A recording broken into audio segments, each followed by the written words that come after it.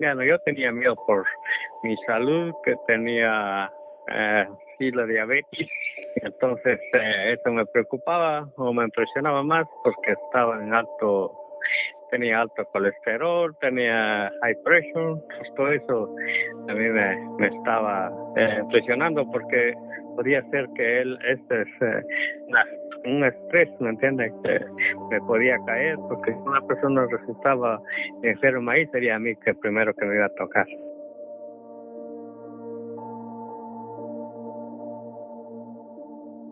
We were super devastated.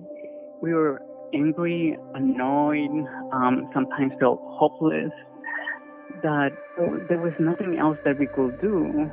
And just the feeling of how unfair the whole situation was. My dad has 3 U.S. citizens, including myself. My mom is a legal permanent resident.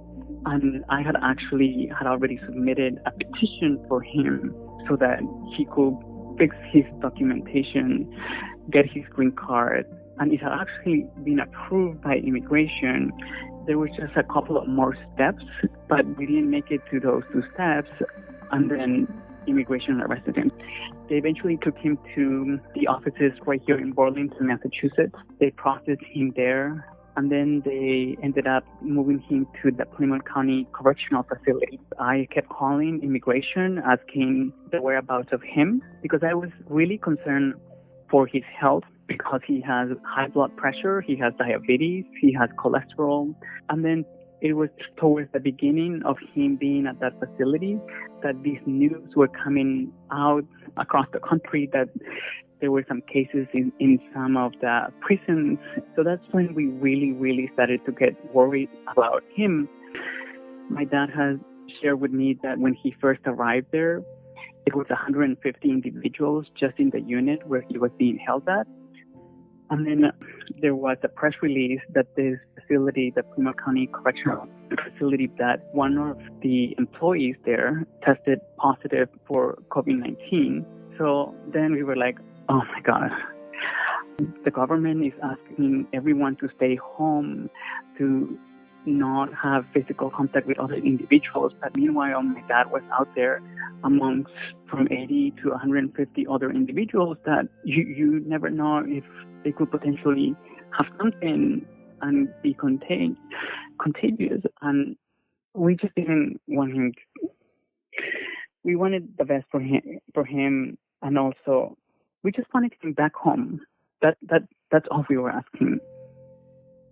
We will tell him, just make sure that you take care of yourself so that you have defenses in case, God forbid, somebody has the virus there, and that you're able to fight whatever illness may come. Just do whatever you can to be able to stay alive. And we here outside, we are doing everything that we can to get you out of there.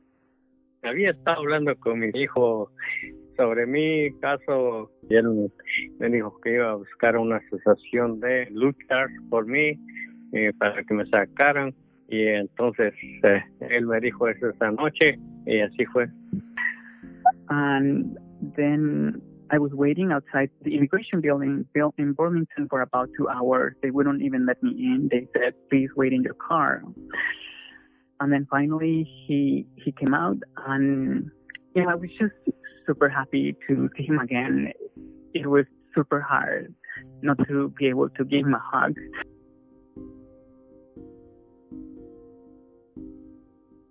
We are just super relieved that waiting is happening here at home, where he's not stressed, he's not anxious, where we're making sure that he's taking all of his medications, just being together during these times that nobody really knows what happens in the next few weeks, months, or even years ahead.